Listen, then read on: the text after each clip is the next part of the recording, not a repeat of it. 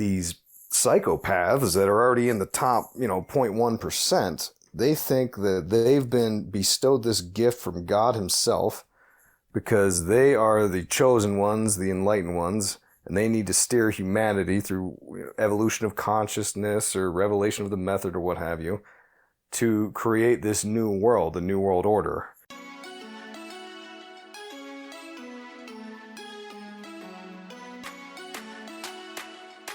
Welcome to the Propaganda Report. This is Monica Perez. And I'm Brad Winkler. Today's guest I've been super excited to talk to. He is a podcast host of Conspiracy Theories and Unpopular Culture, website publisher of IlluminatiWatcher.com, and top 5% Amazon author of The Dark Path. Our guest today has long been on the leading edge of conspiracy theories surrounding the elusive Illuminati and its infiltration of the entertainment industry. Using examples of familiar pop culture and works of entertainment, he speaks and writes about the occult from a unique perspective that seeks to understand the big agenda while helping others along the way. We are super happy to welcome Isaac Weishaupt to the show today. Hey, Isaac, how you doing?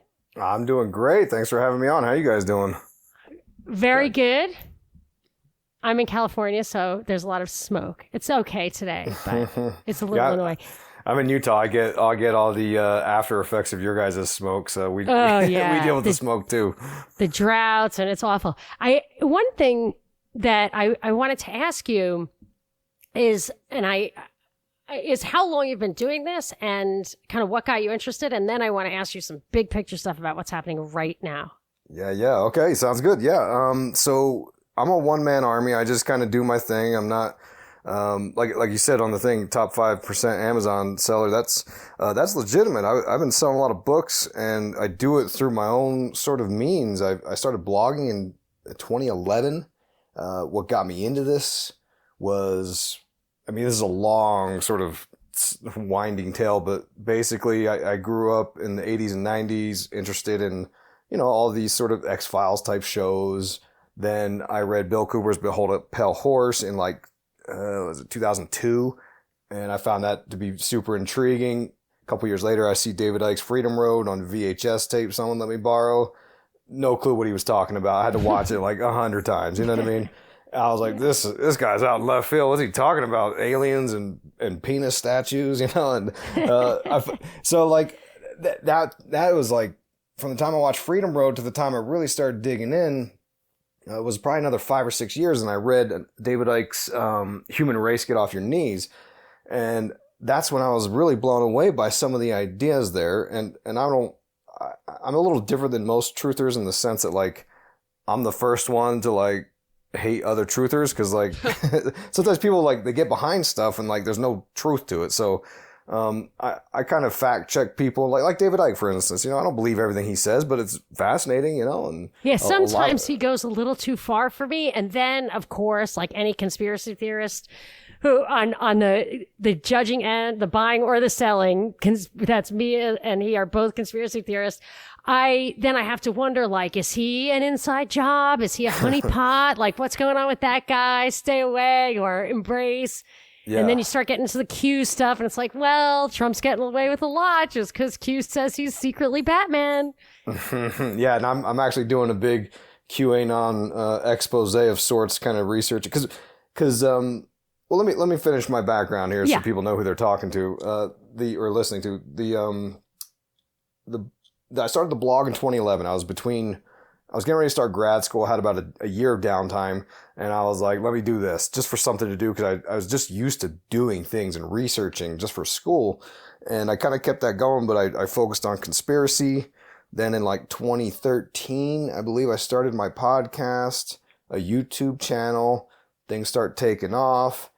Next thing you know, in 2016, I had about 75,000 YouTube subscribers, and long story short, they banned me. They kicked me off of YouTube completely. Wow. And I was like, oh, that's strange. But then on top of that, because Google and YouTube are the same, corporation there, Google shadow banned me because I used to be the top search result when you would search these particular terms, When was that? When they shadow banned me? About 2016. Yeah, was that 2016? Yeah. Yeah, it was all about the same time. the end. Yeah, but 2016 was the beginning, I think, of that kind of thing. Yeah, and it was a very noticeable. I could pull my statistics up, and you could see a clear linear. It was. I would get more and more traffic every month for like, what was that, 5 years? And then all of a sudden it plateaus and then it nosedives, and it's been down. And I've paid people tons of money to look at my search engine optimization, all that stuff, and they said, no, this is the Google algorithm. Like they're dinging you for something, but it's not related to anything you're doing besides the content. So, right. Big shocker there, right? But I've been making books on Amazon and Audible, and like those are very popular. And then the podcast has really taken off. And this year it's like through the roof because, as you know, 2020 is this like crazy year that everybody's questioning the official narratives, and all the mainstream media sources and the masses are starting to kind of be like, well, none of this makes any damn sense. So ironically, they're coming over to the conspiracy side of the house to find truth. Well, this can launch us into the conversation where I am looking at that and I'm seeing 2020, the year of clear vision, you could think, and the fact that it's all coming out now. And I wonder, some people absolutely refuse to see it. I mean, it's willful blindness, in my opinion, but a lot of people are seeing the curtain pulled back. And I mean, maybe I'm putting the cart before the horse, but I'm really interested to know if you think there is something to this kind of revelation of the method, either as a way for the elite to justify themselves or even as a way for them to rob us of our innocence, kind of tree of knowledge, fall of man style. Mm-hmm. Well, to add a little more history to my research, since I started blogging in 2011, I started reading through occult literature about various ideas, philosophies, alchemy, ritual magic, all these sorts of things, because I find these really fringy, weird things entertaining to me, because my whole shtick, my thing is I watch entertainment, films and TV and movies, all this stuff, and pop singers, and I sort of call it the Illuminati TMZ show, because I do a lot of gossip type stuff, but I focus on pulling out the occult sort of ritual elements of what's happening in pop culture, and that's primarily what my focus is. I don't get into like geopolitics too much, like it's because these are big topics. Like I don't have time to research this many things, so I kind of stay in my lane with that. In 2020, I've been sort of half, and I'm the first to doubt myself even. Like a lot of times I'm like, yeah, this sounds a little too crazy, sometimes. But to me, I think like the big picture of what we're experiencing now is the motto of the 33rd degree Freemasons, the order ad chaos, order out of chaos, as your audience probably knows already. And it's very clear to me, because this has been going on for years, where they've been gradually instilling more and more chaos into the mainstream, the subconscious, what have you, in order to have us begging for order. And there's a various reasons to support this, like QAnon, for instance, right? You look to 2016 when Steve Bannon was the campaign manager for President Trump. He was into all these kind of weird occult fringy ideas and traditionalism, which sort of argues that they need to burn down society as it is now through whatever means, chaos particularly, so that they can rebuild it for this, what they call the golden age for these folks. They're going to create a new elite, which is, and you find themes of this in almost everything. It's these psychopaths that are already in the top, 0.1%. They think that they've been bestowed this gift from God himself because they are the chosen ones, the enlightened ones, and they need to steer humanity through evolution of consciousness or revelation of the method or what have you to create this new world, the new world order. And that's... Well, I have to ask you, if you're bringing Steve Bannon into it and traditionalism and what it sounds like they've coined accelerationism is to burn it down, which Binkley introduced us to that term, and then the motto of kind of the Great Reset or UN or Biden is build back better. But if Bannon I mean, I always wonder where, and I hate to use this expression because now Q owns it, but where the chessboards intersect. So you kind of look at Steve Bannon, even in the most, like, even if you're super conspiracy oriented as I am, to see he seems like he is in opposition to some other kind of person at his level. But if you're talking about him being in on that, what we can call the Great Reset, accelerationism, Build Back Better, do you think they're the same force? Binkley, did you want to say something about that? Bannon, it's interesting that you bring up Bannon. Bannon is, his mission of the past few months has been to really target China. You want to find somebody that goes hardcore China all the time, listen to Steve Bannon's podcast. He just made a music video about the CCP being the enemy, and he's a documentarian. He considers himself, he has those connections in Hollywood with Seinfeld. He has his hand in culture, like you were speaking to earlier. Mm-hmm. Yeah, him and Breitbart teamed up. That was their first sort of venture together, was teaming up to make these documentaries sort of attacking Hollywood with their own weapons. And they came out with a lot of sort of right-wing propaganda pieces. There's ties in there with Citizens United. And there's all this stuff. And the guy, I think his name is Bossy something. The guy who's the president of Citizens United was a longtime friend of Donald Trump. And he's the one who introduced Bannon to Trump. And there's all these curious ideas, like one of the documentaries they produced called Generation Zero. Steve Bannon was very critical of the baby boomer generation. He said they're the most spoiled, narcissistic generation ever, and the 60s was a big problem because it had these change in values that need to be undone. And this is a great crisis, and we're going to have what they call the fourth turning, which is destroying the old order to create a new one, which, you know, this fits into everything that I see with my theory that it's not mine, like I created this myself. Other people have been saying this too, but that Steve Bannon is in fact QAnon, and he's behind all this chaos. Well, that would make theory. sense. But the fourth turning parallels the fourth industrial revolution, which feels like, well, the guy who did I don't know if you know how the World Economic Forum has been kind of in the front and the back of coronavirus. Like they preceded it with Event 201 in October. Oh, yes. And now, yeah, they're telling us about the Great Reset, and they feel very left, very liberal, very world government-y. But if you look at their mission statement, it was their 50th anniversary this year, which they renewed their mission statement. It was about basically combining the forces of business and government, and it really feels like fascism. So I almost feel like even ideologically, even the lip service they pay to ideology is merging right now. Yeah, I think I subscribe to the theories like David Icke talks about with like the left. You get to the extreme left and extreme right, and it's sort of the same team. Yeah. You know, like this is all sort of wrestling and just for show. And yeah, that's what I wanted to know. Yeah. Yeah, I subscribe to that. And that's not to say that, you know, like on one hand, like also like, you know, my opinion could be wrong. Like it's just my opinion. But then on the other hand, like it's confusing. It's kind of like the police, right? Like there's some bad police out there, but like it's just like there's some bad liberals and there's some bad conservatives, but they're not all entirely bad, but there's some of them. And you can sort of witness this psychodrama ritual that we're being subjected to for them to create this new world order.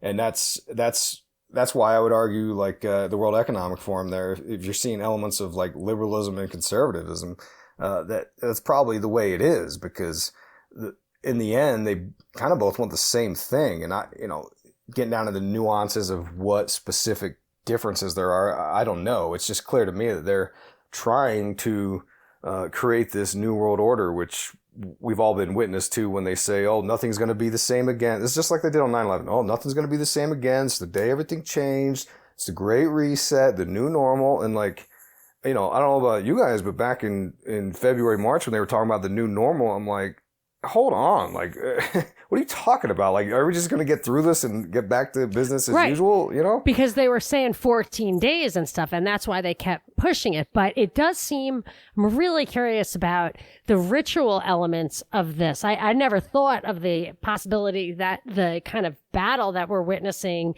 what it looks like we're witnessing at the top, had ritualistic drama elements to it, but certainly the masks, the isolation, there's a lot of things that feel ritualistic about it. And then symbolism like fire and water seem to have, floods, pestilence, all seem to have some kind of biblical or apocalyptic feel to it. And I can't help but think that this has that, it is a reset. It is a new normal. It is something really radically transformative happening right now, whether we consent or not. Are you enjoying this special episode of the Propaganda Report? If you are, you might enjoy our weekday show, the Drive Time News Blast. 30 minutes of news of the day from a perspective of truth, liberty, and justice. We listen to the news and peel away the propaganda so you don't have to. It's free in the Propaganda Report feed on your favorite podcasting platform. And if that's not enough for you, check out our Patreon page at patreon.com/propaganda report. There you can get a full 45 minutes of daily news from a perspective of truth, liberty, and justice. Or choose higher tiers that give you all of that, plus access to our very special disappearing patron parties, live streamed cocktail parties with us and like-minded patrons 2 Fridays every month that are always a blast. Hope you are enjoying this special episode of the Propaganda Report and hope to catch you at a patron party soon. I agree that there is a coordinated, orchestrated component to all of this. That being said, I'm not a doctor. I don't know if this COVID thing is as bad as they make it sound. I don't know if the numbers are true or if they're rigged. You could go back and forth all day looking at studies because I've done that for months. And I finally just threw my hands up and said, there's no way to know. I don't know.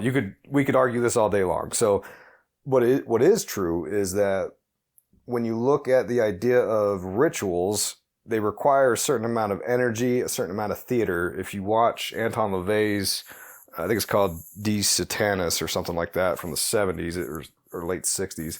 There's a documentary they had about the Church of Satan.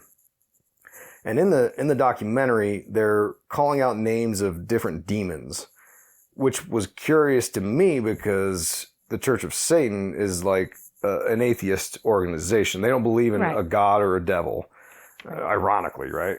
But when you dig into his the Satanic Bible, you can find why he says that. He says these are psychodramas, and you have to create the environment to alter the mood and the mind, because there's this sort of dimension of energy that these people work with. Whether you're talking about ritual magic, the occultist, to use Steve Bannon as an example, he was into this Pepe the Frog stuff that was circulating before the election in 2016. Yeah. And just to add more fodder to the ban on his Q thing, he was actually already connected into that 4chan gamer audience before Pepe the Frog, because he had some scheme making money off of the World of Warcraft folks or something. So it's almost like he took what he learned there. Is that Bethesda? I think they were just bought by Microsoft. Oh, probably, huh? Yeah. Yeah. So he already had the hooks in for this sort of idea of I would argue, creating hyper sigils through online, these 4chan people, these gamers, and that charged up this energy for Pepe the Frog, which, that's a whole nother topic we can get into. But as far as 2020 specifically, you got this idea of the masks. And I did this whole show on the masks and the debate of whether or not we should be wearing these. Because again, it's like COVID, where you can point to 10 studies that say do it, 10 studies that say don't do it. But in terms of occult ritual, this is the means for transformation. This is the hoodwink of Freemasonry, they call this. And what the reason you wear the mask is typically over your eyes, though, not your nose and mouth, but you wear a mask for the initiate to shed their identity, and it's part of dissolution of the ego, with the idea that you subdue a lot of the senses and what we would consider the normal world in order to transition for a new initiate to arise and become this welcomed into this new world of sorts. But yeah, the mask is very, and you see this in Eyes Wide Shut and stuff like that. But the mask, right? Their eyes, yeah, you're right. It plays a role. It plays a role. But they're doing that now too. They brought in goggles and I've seen documents that say start wearing goggles. Gad Binkley, what do you Now think? that you say that, it is interesting that I've heard Fauci multiple times, and I'm not kidding here. This sounds like a joke, but I've heard him recommend it's okay having sex with a stranger as long as you're wearing a mask, which to me, you just mentioned, calls up attention to that movie, Eyes Wide Shut. Yes.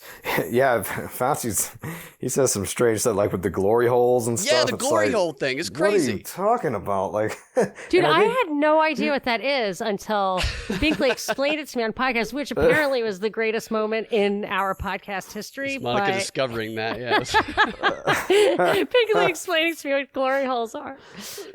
Yeah, it's bizarre. And like, you know, it's hard. I hate being so wishy-washy about things at times, but like I really hear the different sides of the argument, because like you look to these people that are in positions of authority and you want to believe that they're the ones that have all the information and they're the experts and they know the truth, but like they can't seem to to stick with one story. They keep changing their mind. And this is what I would argue is part of sowing the seeds of chaos, because that's what when you dig into some of these ideas of traditionalism, which is what Steve Bannon would label himself, their core belief is like conventional religion, experts in science, and experts in society. These things are all flawed, and we should be embracing these other practices, which are occult practices, and they specifically call out for the breakdown of the masses of bodies like the EU, the UN, the CDC, the World Health Organization, because they think that like basically we've lost our way through modernity, and like there's this true spirituality that needs to be reinstilled into this new world order. You're kind of blowing my mind a little bit. I just have to pause for a second. Did you say modernity? Yeah. Yeah, modernism. Modernity. Okay, modernism. It just sounded like Moderna, the vaccine company that Fauci works with, which I think is winning out in the vaccine wars right now. So they think we've become too material, right? They subscribe to this idea of the Kali Yuga, which is like the final cycle, the final age of man, and they think that we've gone too material. We need to go back to a more authoritarian style of leadership so we can bring about this golden age where the elites, the true elites, can establish dominance. And I would argue that this is exactly what they've been talking about for a long time, with talking about the great work the Freemasons do. And, you know, I lost my train of thought there.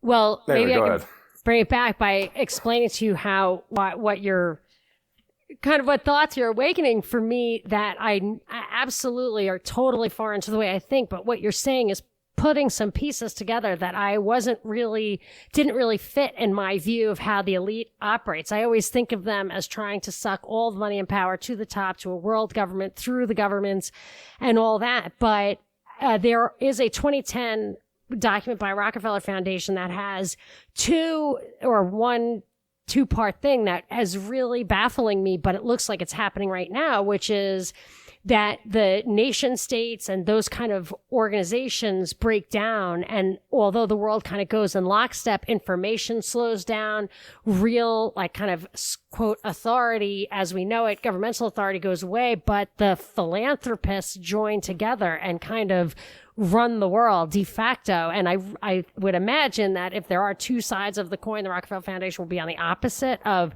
Bannon, but it does sound like what you're talking about. And materialism, I keep thinking, just today I thought, I think they intentionally deindustrialized Cuba. They've always kind of been after deindustrialization. And I thought they were doing that because that's what would have been required to kind of get a world government going, because the really advanced countries couldn't be governed by the same entity as really poor countries. You kind of see that in EU, and maybe that's what they were up to. But to put a different kind of overlay on it, the way you're talking, I think I'm going to have to start, when I do my research and think about what's happening in the world, I might have to expand my mind into this stuff. It's a little hard, though. It's like, It's really, it has to change your worldview a little bit to see things this way. Yeah, and that's why this, this is like my side gig, right? Like I've got a day job and stuff, But like, this is quite the obsession for me, because once you dig into it, there's all these levels of truth that you can see with your own eyes, but you're trying to distinguish what's happening here. Because like you said, it's like, on one hand, we've been told forever that the New World Order, or whatever we want to call this, is this globalization and the centralization of powers. And meanwhile, now you've got this other faction where they're saying, no, we need to break them all down to restart. And it's like, well, which one should I believe in? It could be that we've got some different opinions, different philosophies, and like these people are sort of battling each other on some levels. Now, and I don't want to not give credit where credit's due. Professor Ben Teitelbaum wrote a book called War for Eternity, and I interviewed him for my podcast. And he's the one that I didn't think much of, Steve Bannon. I didn't give him a whole lot of thought until I read his book preparing for that interview. And I saw all of these occult concepts about the golden age and all this stuff and alchemy. And I said, holy crap. Like, I didn't know Steve Bannon was into all this stuff.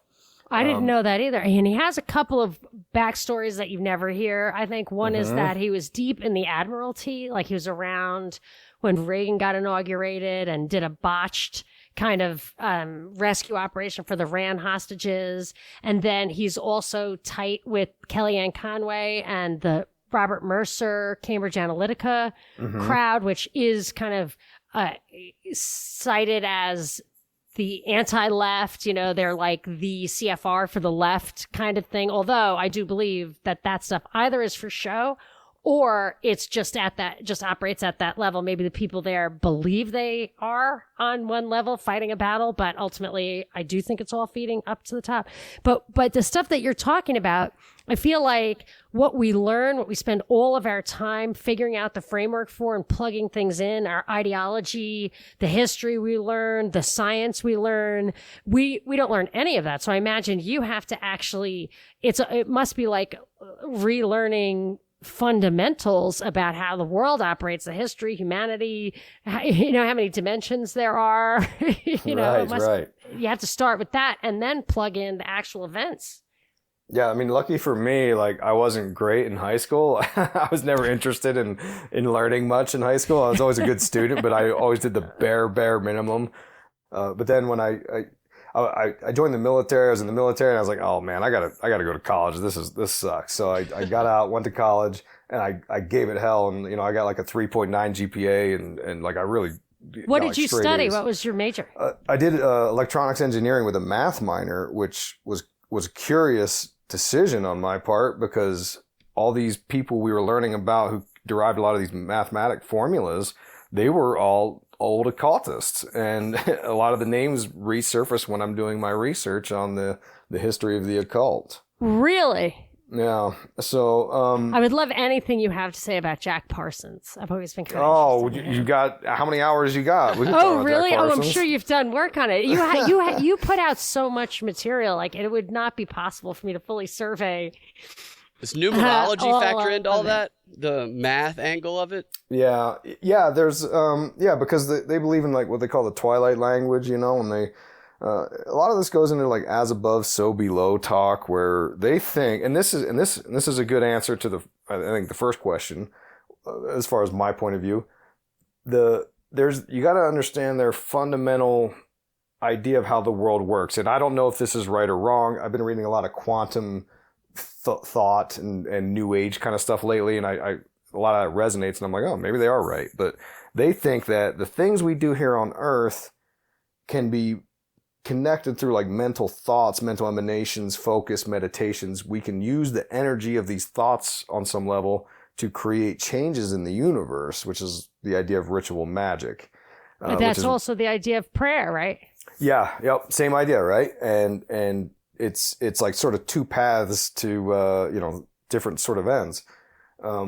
But the numerology and the numbers and stuff, that fits into a lot of their ideas on that as above, so below, with the idea that ritual dates have meaning, and they would do this to align with the cosmos on some level. It's kind of like trying to think of a good example I was just using for someone. We were talking about this.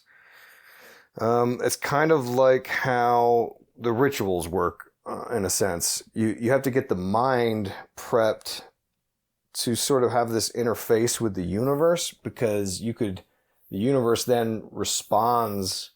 It's kind of a Kabbalistic idea. Like the universe kind of has its own response to it, and it's kind of hard to get into the ideas they have of this. But that's why when you look at the Book of Revelation and the Apocalypse and the events you see in there, you'll see people depicting that in entertainment and pop culture, with the idea that these folks believe it's sort of a recipe book, and if they start creating the events, it'll take on its own energy and build up momentum, and then they can bring about the end times, which sounds psychotic, right? It sounds scary, but they have a different view of the world. You know, they believe in Luciferianism. They think that God's the oppressor and Lucifer, the fallen angel, is the true enlightener of mankind, and all this stuff. Is that what that show Lucifer is kind of conveying? Have you seen that show? I haven't watched it. I should,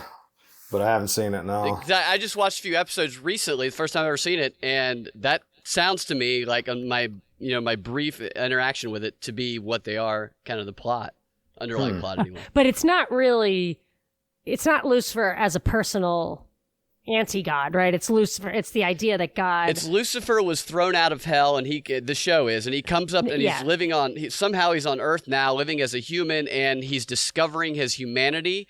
So, and there's a lot of anger towards his father that kind of frame God as the bad guy. But I mean, Luciferians, you said it's atheistic, right? So no, that's so you got the Church of Satan, right? And they're like an atheist. Oh, I see. I got officially. The Luciferians, which isn't, as far as I know, like an organized, structured religion of sorts. It's more of a philosophy that the people that subscribe to it believe that Lucifer is sort of the misunderstood hero, and God's oppressive, and he created us to worship him, and if we didn't follow the rules, we have to burn in hell forever, and he's a real jerk. So Lucifer, or the serpent in the Garden of Eden, was here to help us and show man technology so that man can become God himself, which is what you find as the sort of end game for all of this is man through apotheosis becoming God, which is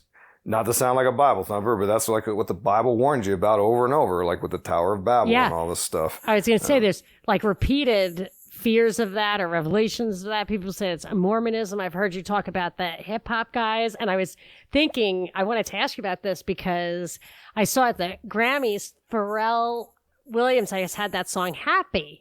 And I remember saying to my kids, oh, this is totally Satanist. And they're like, what do you mean, Mom? It's about being happy. I was like, it says happiness is the truth. Isn't that like, do what thou wilt? And then when he came out to accept the award, he said, I just want to thank the Lord. And I remember thinking, what Lord? Which Lord? Yes. And that's where it gets a little fuzzy, because they talk about, give thanks to God and all that, but their God, as the theory goes, is Lucifer. And Pharrell, he had a line in a song talking about Hermes Trismegistus, which is a name that most people probably never heard in their whole life. And it's because he knows the ways of the occult. And that is a revered figure in the occult. It's where the Hermetic magic comes from the ancient Egyptian sources. What is his name again? Hermes Trismegistus? Or Hermes the Thrice Great or something like that is what that means.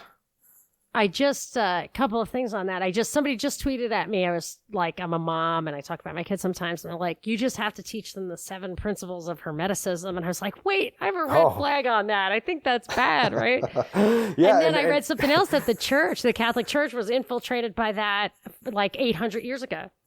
Oh, interesting. Yeah, there's and that's where it gets a little odd, because some of the New Age ideas, like, they're not all entirely bad. It's just a matter of discerning at what point is it, at what point do I tap out of this? And like yoga, for instance, right? Like yoga, it's great. Get your stretch on. It's cool, whatever. People love it. But, you got to understand the occult roots of yoga, which means to union, to yoke, was to connect man to God. And that's what you'll see in all these ritual ideas.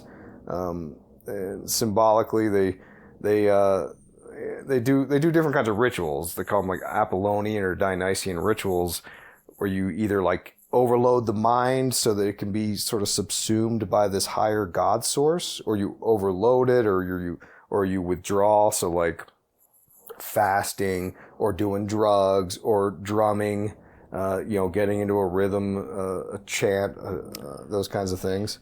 This is blowing my mind, this stuff, because Me too. I've done a lot of improv comedy in my life. I've over a decade, and one of the exercises, yoga is something that you do before, what some people do before to get focused, to get centered. And there's an exercise that this guy named Keith Johnstone does. He does a workshop on trance masking, which the idea is a bunch of people who are kind of in their shell. They put these masks on, and these kind of crazy looking masks, and they just transform into something else, like you spoke to a little while ago, and they become literally just insane. Like, people who were the shyest people in the world are doing craziest things you've ever seen behind the veil of this mask. And it is so much power that comes in getting people to buy in to things like that. You have so much control over them once they do that. And those ritual sounds, like the drumming and stuff, I've noticed as, like, I saw a friend of ours is in the band Arrested Development, which is an old hip hop band with like a positive focus. That was one of the things that they prided themselves on. It was great, super funky. I really enjoyed the show. But then when my kids will walk around with really current hip hop stuff, it's so agitating that, like, if they have their phone playing it, when I'm making breakfast, I just have to turn it off. I'm thinking, this is really getting into my mind in a way that does not feel good. And I just wonder if part of that, it's not even music somehow, I think. And then I wonder if part of that is it just prepares them for messages or something. It seems weird to me. Yeah, that's curious. Arrested Development, I bought their there was like the third CD I ever bought was the popular one they had. It was real good. They still got it, but you're not going to see them for a long time. Yeah. So I was a big fan of that first album they had. That was really good. But then I get into a lot of, I like the gangster rap. I like all hip hop. Like, I'm a hip hop guy, so like I like all of it. Like, even the nasty stuff that I talk about on my shows. Like, it's because I enjoy it, right? Now, to sort of add to that idea, here's an example to sort of support some of these schools of thought we're talking about. You talked about Aleister Crowley's do what thou wilt ideas. Mm-hmm. Aleister Crowley plays a huge part of this agenda in the sense that he was one of many in a long line of occultists that were synthesizing ideas and reteaching the masses. He wasn't the first to do it. Pythagoras was the first to do it back in like 500 BC. He kind of around all the ancient Egypt and Mesopotamia, and he synthesized all the occult esoteric doctrines and then taught his initiates in his little secret society. And you've got all these people that have done it over the hundreds of years. And he's a big math guy, right? Yeah, exactly. Yep. Pythagorean theorem. Yep. And so Aleister Crowley was just kind of like one of the most recent, most notorious ones. And that was his deal, was to incorporate all of the occult teachings from all over the world.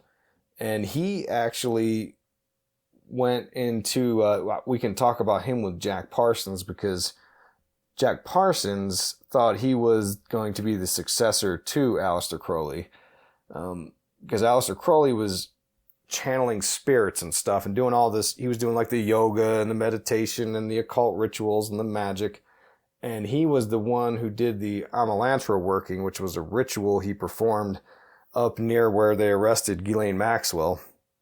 And he channeled an entity called Lamb, which means the path or the way. And this entity he drew, and it looked as a gray alien. And this is 1918. This is long before people were drawing gray aliens. And he said, I made contact with this entity, and this is what it looks like. Well, then, you fast forward, and now we're in the 1940s, and right before Parsons died, right before Aleister Crowley died, Jack Parsons, who was your godfather of NASA, essentially, he and L. Ron Hubbard were out in the desert conducting the same ritual, the Amalantra working, but they reworked it for a different purpose. They called it the Babylon working. And what they were trying to do was manifest the female goddess Babylon, which he was successfully able to do in the form of Marjorie Cameron.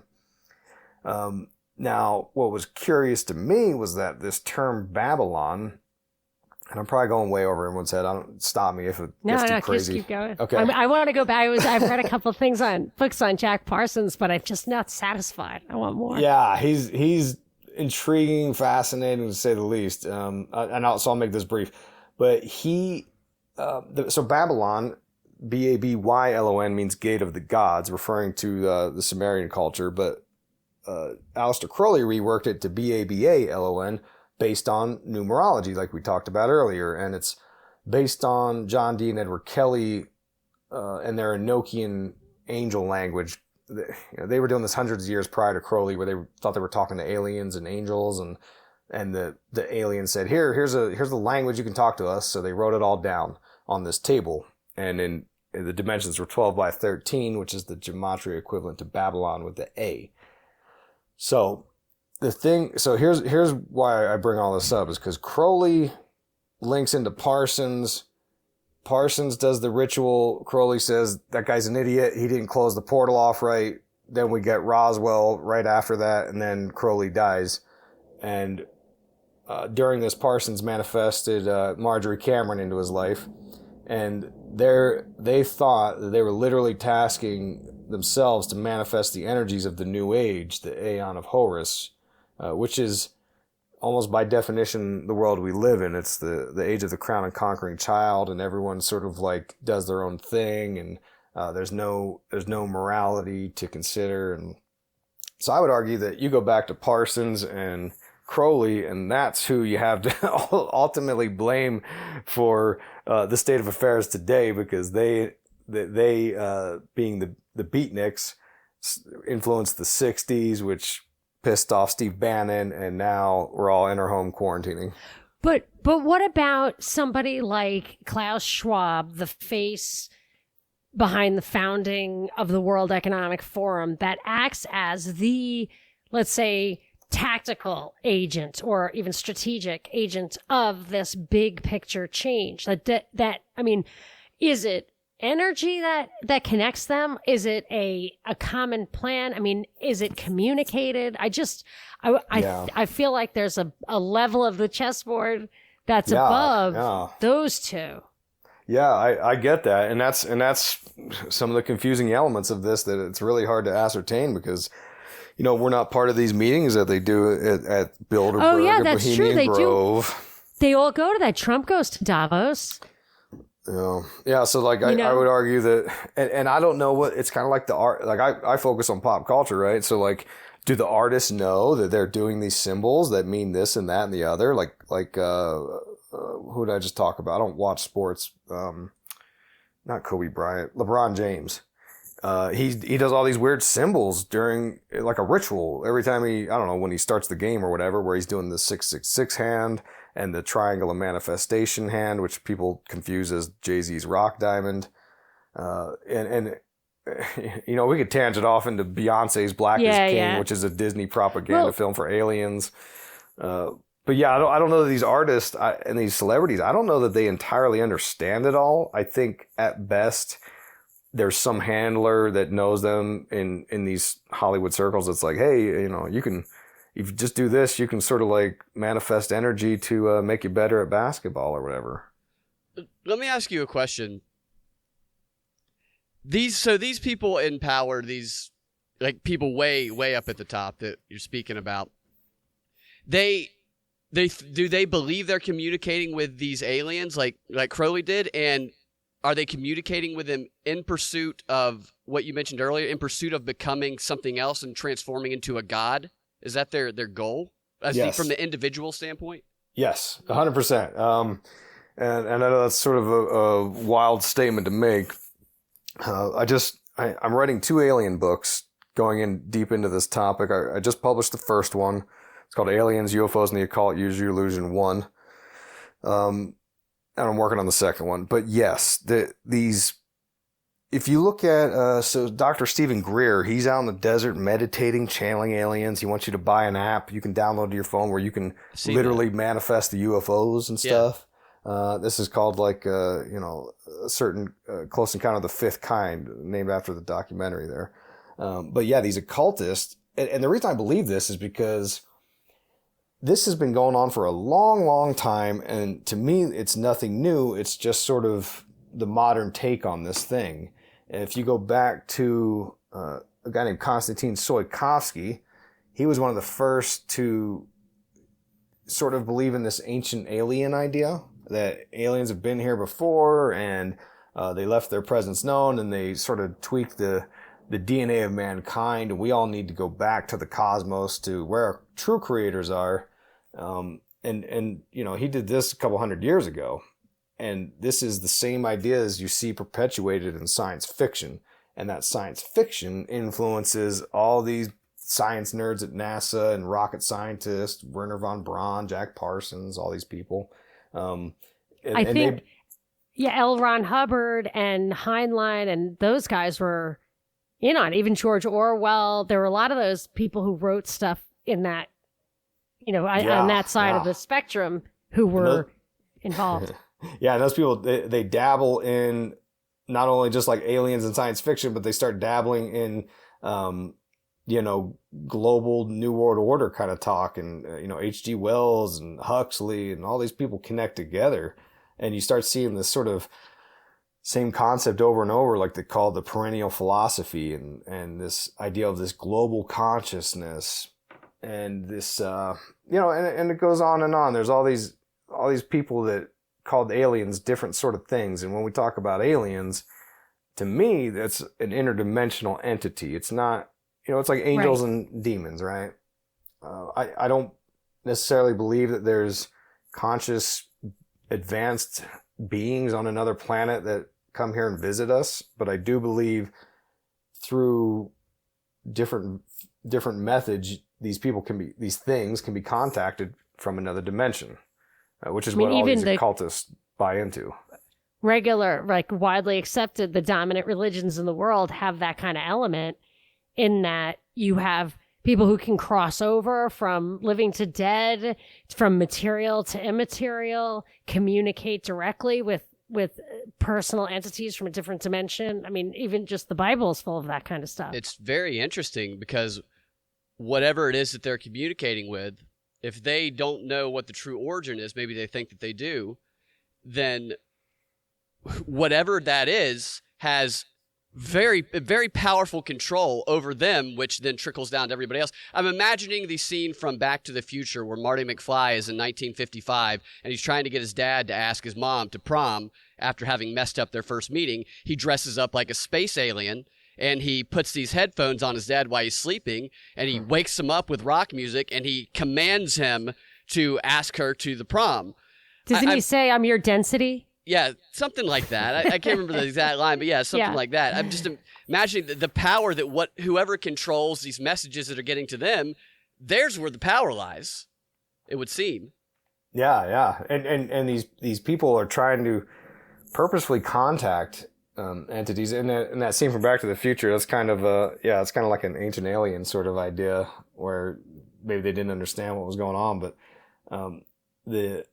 the occultist, like Kenneth Grant, for instance, he was another famous occultist who took on Crowley's missions, and he started what they call the Typhonian Ordo Templi Orientis, and the whole purpose of that organization was to open gateways and to channel entities into our world, into our dimension.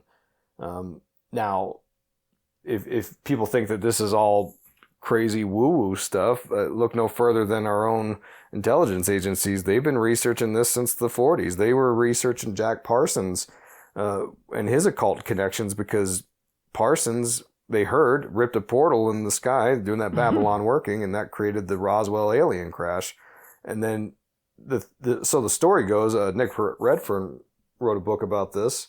There's a group called the Collins Elite that have been basically, I don't want to call it a deep state, sort of a deep state, a succession of people within the Pentagon that research the alien phenomenon since 47, they've been weary of making contact with entities from another dimension because they have like a fundamental Christian belief like, hey, these things are demons. We shouldn't do this. And, we were doing all these sort of paranormal men who stare at goats type studies at SRI, Project Stargate, all this stuff. And the whole time, so the story goes, the Collins elite folks were like, hey, we shouldn't do this. We should shut this down. We think you're going to bring demons into our world. And that's the true secret as to why they can't be transparent and honest about what's going on with these UFOs. And to prove that point, if you look at Luis Elizondo's interviews of the past year or two, he's the focal point of the new alien UAP disclosure thing, working with Tom DeLonge. You can see it in his own interviews. He covertly says stuff like, oh yeah, we had a bunch of, wacky Christians that were holding back research for many years. And that's who he's talking about. That's just interesting. Some of the stuff is dovetailing in that if you were saying how it's DNA kind of alters DNA, transforms DNA earlier on in the conversation. And then when you talk about what some of these scientists are doing that might invite demons, I mean, I would think the most, in my opinion anyway, the most concerning medical ethics question is gene editing, which, by the way, Fauci's wife is maybe the foremost medical ethicist that I know of. And so that just shows you where we are. One of the vaccines is a gene edited. The RNA vaccine is a yes, Inovio.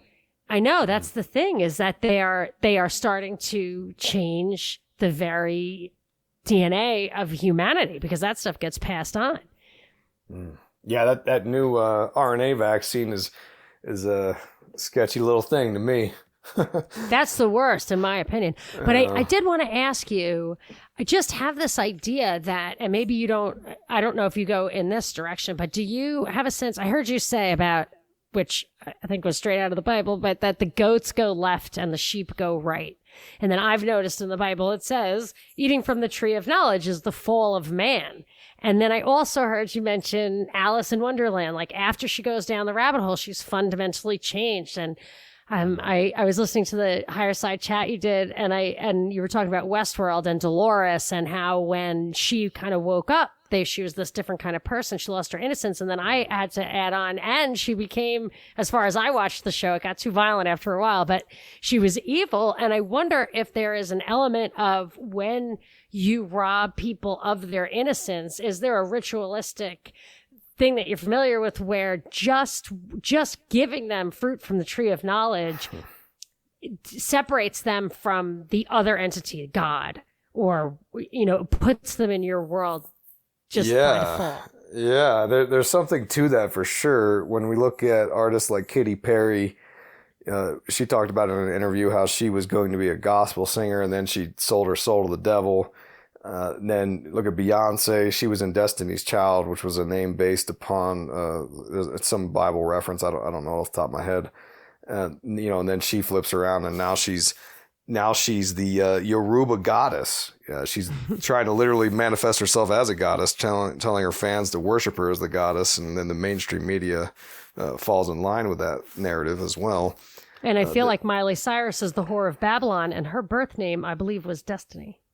Oh, interesting. Yeah, there's something they get off on this idea of like perverting out these people, specifically if they can flip them over, because in terms of occultism, when you talk about the goats and the sheep, we talk about they call it the left-hand path, where you can sort of, I guess one way is you could make contact with the divine one of two ways, the left or right-hand path, and the right-hand path is more of like your standard socially acceptable thing, whereas the left-hand path, they subscribe to a thing they call antinomianism, where through self-deification, which is again your apotheosis, idea that man can become God, through individualism, separation from the stream of God's consciousness, through evolution of the mind and magic, and all this stuff, one can evolve themselves and embrace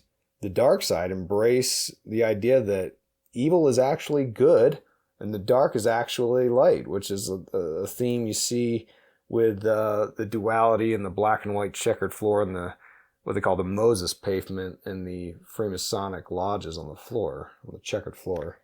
Well, that makes me think about transhumanism. Is that related to this God idea? And I also wonder if you've noticed that the Fourth Industrial Revolution, which is a World Economic Forum project, they talk about that its characteristic will be to blur the lines between biology and technology. Does that flow into the God thing? Mm-hmm. Yeah, the transhuman thing pops up in all my research. I think it's in damn near every book I've written. It's this idea that ties together all these components. It fits so nicely into it. The occultism, the ritual magic, and it's something like as simple as superhero movies, or a lot of these paranormal shows of channeling ghosts and stuff. It's all about this idea that we can use forbidden knowledge, contact with entities from another dimension in order to get this enlightenment, to evolve man into the next phase, because they want to kind of keep this thing moving.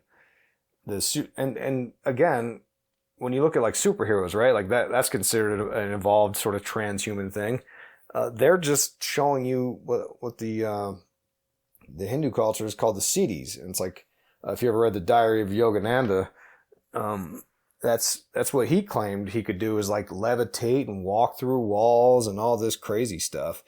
They legitimately think that through contact of, I argue, Luciferian forces or aliens or whatever, that they can achieve these ends of man becoming something greater, because it is a spiritual battle in a sense where they think we need to destroy God's creation and create a new one, a man-made new form, the transhuman.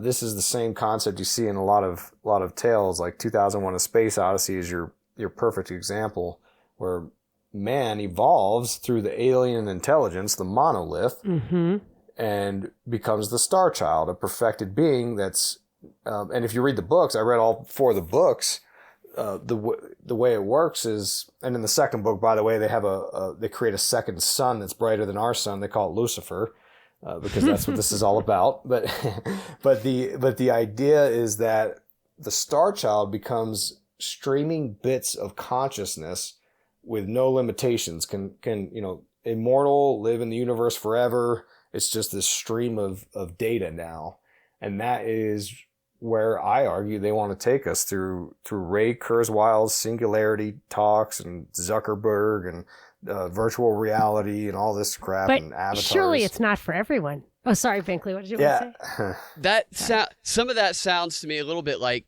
again, gene editing. I've read a number of times on our show, Monica, the list of superhero-like powers that this professor at Harvard made that humans could possibly obtain with certain gene edits, and the side effects. And the one that sticks out to me is you would have unbreakable bones. It's basically the same thing as the movie Unbreakable with Bruce Willis. Is your bones are unbreakable, but the only downfall is that you might be so dense that you would sink and never be able to swim again, which is the weakness that Bruce Willis's character has in that movie as well. And you said, coming from alien technology, that theory that the aliens came down and they gene edited us to make us a slave race seems to kind of fall in line with this us gene editing other species. And like we turned a beetle that didn't fly into an organism that flies. We completely transformed it, and now we're testing a lot of this stuff on ourselves. Yeah, that's an interesting thought. Yeah, and they did that with didn't Bill Gates do that with mosquitoes? He did. CRISPR gene editing or something? Yeah, he created super mosquitoes. He said he was trying to get rid of malaria, created super mosquitoes instead. Yeah, and I recall that the conspiracy theories of the COVID leaking from the Wuhan lab was a place where they were doing CRISPR gene editing in there. Yeah, I don't know what these nerds are doing. They're going to kill us. Go off in all those, but I know that we were going to be very strict about the time, and I kind of want to circle back to where we started. I had the thought that I always call it QAnon, but I've heard people call it QAnon, and you're talking about Steve Bannon being QAnon, and Oh, That's interesting. I wondered. that's a good thought. I never put that together. You just don't know, man. So I just wondered if you know, kind of where can we follow your pursuit of that? You know, you're pulling on that thread. Yeah, I'm going to publish it on my pod. In fact, soon I'm going to have it on my podcast feed, Conspiracy Theories and Unpopular Culture. It's on, iTunes, Spotify, all the places. And I focus, like I said, I generally usually focus on pop culture and occult symbolism and how the two interact. But every now and then I'll sort of dabble into these side conspiracies. Like I did a whole, like an 8-part vaccine show where, because I didn't, back in March, I wasn't an anti-vaxxer, but I wasn't a pro-vaxxer. Like, I don't take my flu shots or nothing. And I thought, man, this is coming down the pike fast. I got to figure out, like, do I want to take this thing? And I did a genuine, neutral sort of take on, okay, here's all the ideas that the anti-vaxxers say exist. And then I sort of fact check and try to find the truth in there. And side note, I decided to write like a 80-page book about this sort of journey and research with links so people can make their own decisions. And I went to publish it on Amazon, and they wouldn't let me. They blocked it, which was funny to me. Yeah, they blocked it. And I've written maybe 8, 9 books, and they all have crazy blockable titles like Illuminati and blood sacrifice and crazy stuff. Right. And I was like, this is the one? They're going to stop this one? So, Boy, it's what you cannot talk about. That shows what's important to them. I posted something, I tweeted. I used to never tweet about this, but I had a terrestrial radio show, and on the last show, I did think like that 9/11 was kind of safe to talk about now. Like, it's been too long. It's after the truth movement didn't get anywhere, who cares now? I think they do care about that, because my Twitter feed got all glitchy after that, and the thing that I tweeted got taken down, and it was a totally totally legit article from Off Guardian, but they still, and we were on terrestrial radio together, Binkley and I, and we got taken off when like our last show, we talked about for 8.5 years. We were on there, and just this year we got taken off. I think it was just because of talking about Event 201 in February, but we also just started letting our hair down and talking about 9/11 and stuff like that. And I think that was just like, whoa, you are not allowed to talk about this stuff. And I just think what you're not allowed to talk about really reveals not only what's important to them, but what they feel they don't completely own. They don't want it to be in that collective consciousness that we were talking about earlier. Yeah. Mm-hmm. Yeah, and that's what. And to add another thought onto that for anyone listening, the reason I got banned from YouTube was, first I did a video talking about the symbolism in a Taylor Swift music video. Nothing negative, just saying here's the occult symbolism and what it could mean, this, that, and the other. And they blocked me out of my account. And then I took some, community guidelines bullcrap, course they made me take. And I'm like, and the whole time I'm like, this is weird. Like, it's not like I'm on here saying negative things about her. I'm just saying, here's what I see in the video, right? Then, just a couple months later, I did a video about Ariana Grande, the same thing. And I go to log in the next day, and they said, you've been canceled, you're blocked, you can't ever open another YouTube channel. Wow. And I lost 200 videos. Yeah. Oh, wow, because you were very popular and successful on YouTube. Yeah, it's very strange, because I go on there every now and then, and I'll see people with similar content. And I don't understand it. Like Shane Dawson, he can talk about whatever he wants to, conspiracy related, for God knows why, but I couldn't. And it's very strange to me. Well, someday I'm going to have to pick your brain about the Grammys. I go to the Grammys fairly regularly. I can actually have free tickets. And there's so much stuff that really looks like black mass stuff or that kind of thing. And one time I was going, and my kids say, oh, Mom, tell us anything satanic you see. And I literally walked in. I was in a suite, and I looked over the crowd before it started, and every single person was wearing glowing devil horns. Oh, I remember that. Yes, I remember that. It was an hour after my kids What, tell you us didn't bring your devil horns? they gave me some. I had them. I didn't wear them because I was afraid that I would just all of a sudden, it's like getting a chum bucket on your head, that we would all worship plankton or something. And didn't Jack Black start that one out with a prayer to Satan too? Isn't that the same one? Oh, I that was when AC/DC started with Highway to Hell. Oh, okay, But maybe that was it. Jack Black, what I've seen him on there. I mean, there have just been so many satanic elements. So I'll have to wait until next time if you'll grace us with that. But this is not the time because the election's coming up and the year 2020 and the clarity there. I'm sure that there's just too many things that are absolutely emergent. But I'll give Binkley the last word.